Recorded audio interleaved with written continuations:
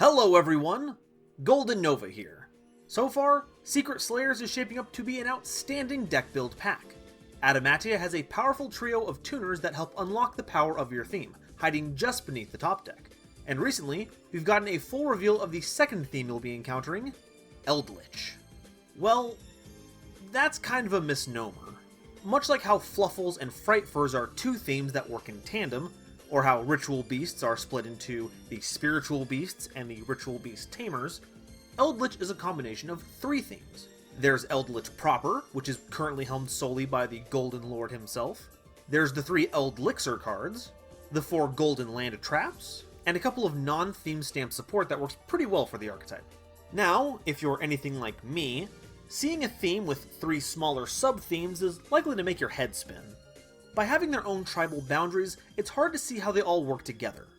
But thankfully, experience is the greatest teacher. After getting my rear end handed to me by them multiple times, I've got a better handle on how the theme should run, and I wanted to share my findings with all of you to jumpstart your journey into the Golden Land. Let's start by going over all of their effects so we're all on the same page. The long-awaited sequel to DreamWorks' The Road to El Dorado starts with Eldlich the Golden Lord, a level 10 light zombie with 2500 attack and 2800 defense. You can send this bougie baddie and a speller trap from your hand to the graveyard to target one card on the field and send it to the graveyard.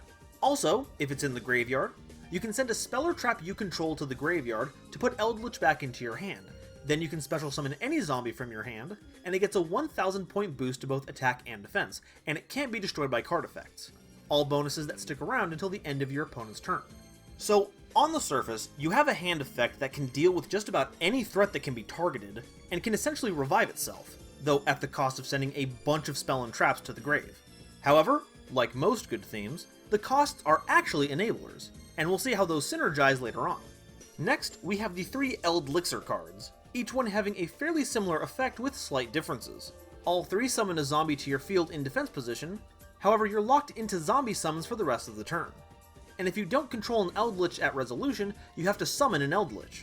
Also, you can banish any of them from the graveyard to set a Golden Land speller trap directly from your deck to the field, though you can only activate one of these effects per turn, and only once per turn.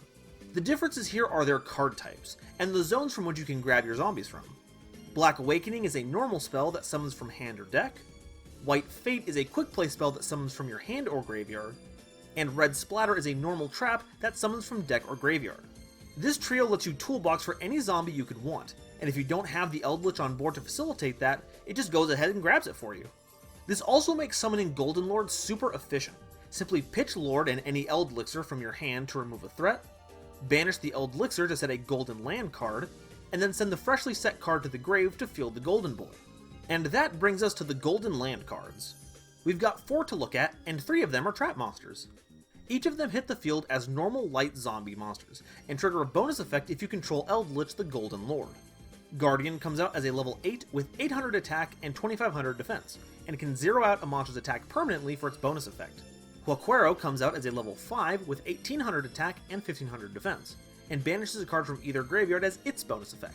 Lastly, Conquistador, which comes out as a level 5 with 500 attack and 1800 defense, destroys one face-up card on the field for its bonus effect. And, much like the Eldlixirs, the Golden Land trap monsters can be banished from your grave for value. In this case, you'll get to set any Eldlixir from your deck to the field. This can only be activated during the end phase though, but it does retain the restriction that you can only use one effect per turn and only once per turn.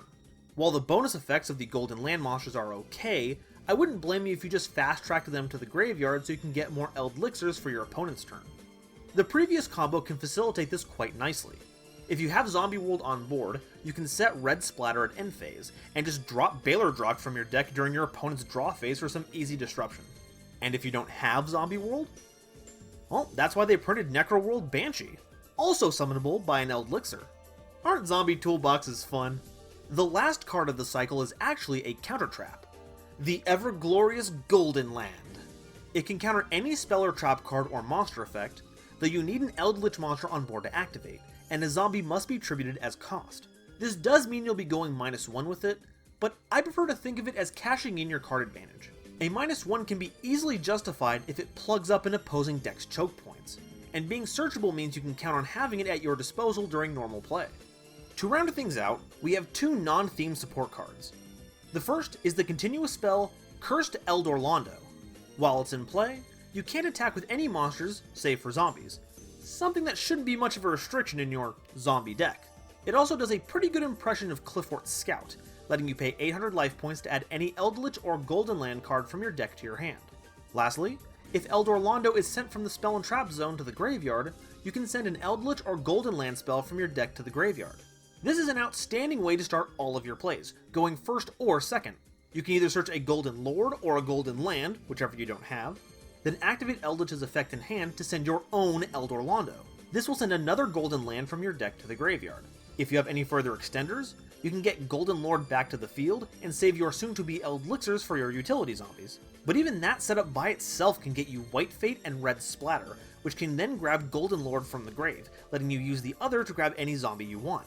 The last card we'll be getting in this set is Dorado Adelantado.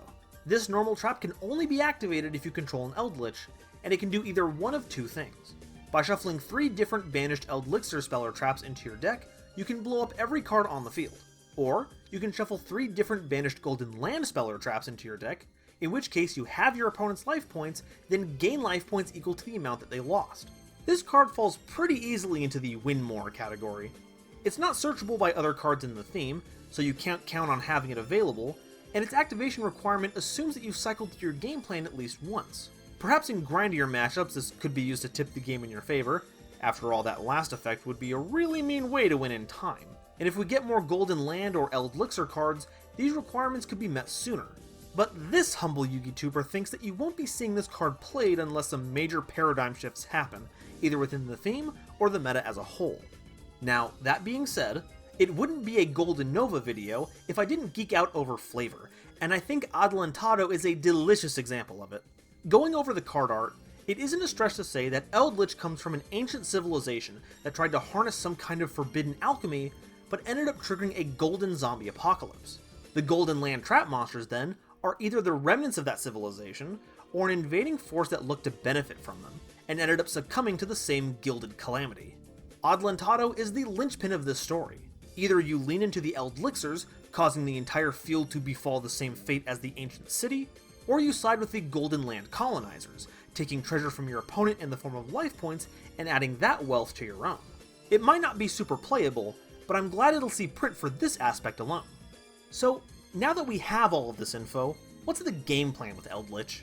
Well, like most zombie themes that have come out recently, it's best to think of it as an engine that facilitates other cards. Running an Eldlich suite in your deck means you can access any zombie in your deck reliably. You can grab Baylor Drock for disruption, you can summon Solitaire to extend plays, you can field Fraulein to make your entire field an offensive behemoth, you can summon Necro World Banshee to get Zombie World, you can even be a Mad Lad and summon the material you need for your Vendred rituals to get the effects you need. Long story short, Eldlich may be a rich kid, but it knows how to run an empire. With the Golden Lord at the helm of your deck, you can expect to more easily mobilize your horrific horde to gather the right monsters at the right time, setting up the board for a decisive victory. Do you have any zombie strategies that you're eager to apply to the gold-plated Patriarch? Let me know in the comments below, and if you enjoyed, I would super appreciate any support you could give to the channel. Liking and subscribing are both wonderful ways to do so, and if you want to get your zombie collection started early before the hype ramps up, there's a TCG player affiliate link below that will help me build my own Golden Land, while you get to stock up your crypts with undead abominations. Thank you all so much for watching, and I'll see you next time. Bye-bye.